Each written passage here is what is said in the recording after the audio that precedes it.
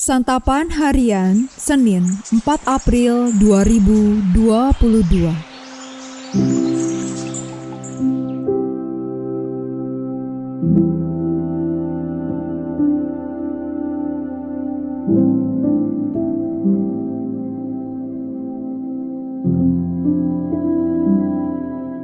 Inilah program Santapan Harian, sebuah program yang mengajak Anda menelusuri isi Alkitab, agar Anda menemukan makna firman Tuhan sesuai dengan konteksnya.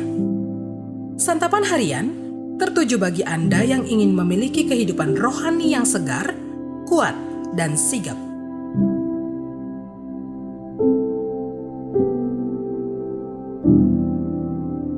Hari ini kita akan membaca Lukas pasalnya yang ke-22, ayatnya yang ke-7 hingga ayatnya yang ke-13. Namun sebelumnya, mari kita berdoa.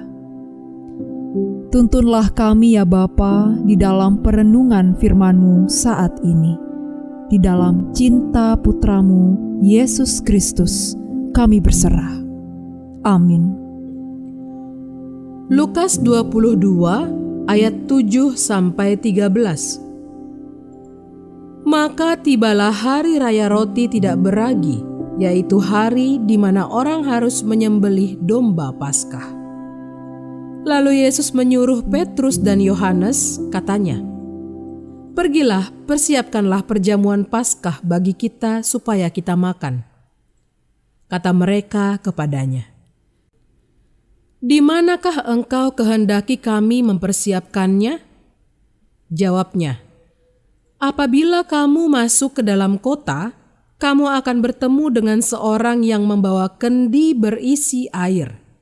Ikutilah dia ke dalam rumah yang dimasukinya, dan katakanlah kepada tuan rumah itu, 'Guru bertanya kepadamu, di manakah ruangan tempat aku bersama-sama dengan murid-muridku akan makan Paskah?' Lalu orang itu akan menunjukkan kepadamu sebuah ruangan atas yang besar yang sudah lengkap. Disitulah kamu harus mempersiapkannya." Maka berangkatlah mereka dan mereka mendapati semua seperti yang dikatakan Yesus kepada mereka. Lalu mereka mempersiapkan Paskah.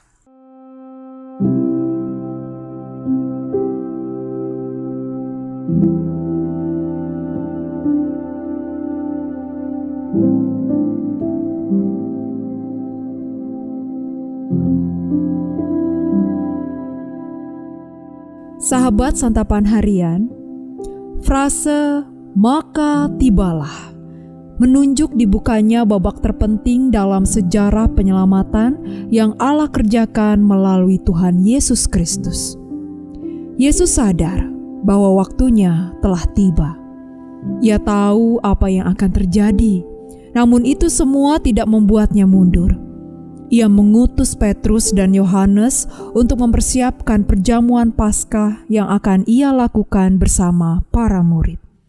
Dan segala hal yang dijumpai Petrus dan Yohanes dalam persiapan itu sama persis dengan yang telah Tuhan Yesus katakan. Dari perikop ini, kita menjadi semakin percaya bahwa Yesus Kristus bukan sekedar manusia biasa. Dalam keilahiannya, ia tahu persis segala sesuatu yang belum terjadi. Ia juga menggerakkan hati si tuan rumah itu untuk menyediakan tempat dan segala keperluan dalam pelaksanaan perjamuan Paskah. Hal ini memudahkan tugas Petrus dan juga Yohanes. Dalam hidup, kadang kita menjadi kurang percaya kepada Tuhan. Apalagi ketika menerima tugas yang tidak mudah, seperti yang diemban Petrus dan Yohanes. Di dalam kondisi semacam itu, satu hal yang mesti kita lakukan hanyalah percaya penuh dan menjalani sesuai petunjuk Tuhan, seperti yang dilakukan Petrus dan Yohanes. Mereka tak sedikit pun ragu atas apa yang dikatakan Tuhan Yesus. Semua itu mereka lakukan karena mereka tahu persis bahwa Yesus bukanlah sekedar manusia biasa. Banyak sekali mukjizat yang telah Tuhan Yesus lakukan. yang juga telah mereka saksikan dengan mata kepala mereka sendiri. Keyakinan iman inilah yang juga dipakai dalam surat 2 Yohanes untuk menguatkan jemaat yang saat itu diserang oleh para penganut paham doketisme. Mereka percaya bahwa Yesus tidak sungguh-sungguh secara real menjadi manusia, melainkan hanya tampak seperti manusia. Mereka percaya bahwa Yesus hanya pura-pura menderita dan mati. Dengan apa yang dialami Petrus dan Yohanes dalam perikop hari ini dan dalam seluruh perjalanan sebagai murid Yesus, mari kita semakin percaya bahwa Yesus sungguh-sungguh manusia dan Allah yang telah mati di kayu salib dan memberikan penebusan bagi kita semuanya.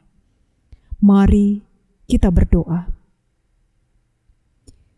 Kami rindu setiap waktu untuk menyelami dan mewujud nyatakan kebenaran-Mu. Itu bukanlah dengan kekuatan kami semata, namun karena Roh-Mu, ya Kristus. Engkau berdaulat di dalam hidup kami. Engkaulah Tuhan, Engkaulah Raja, dan kami berserah penuh. Di dalam nama-Mu, Yesus Kristus, kami bersembah. Amin.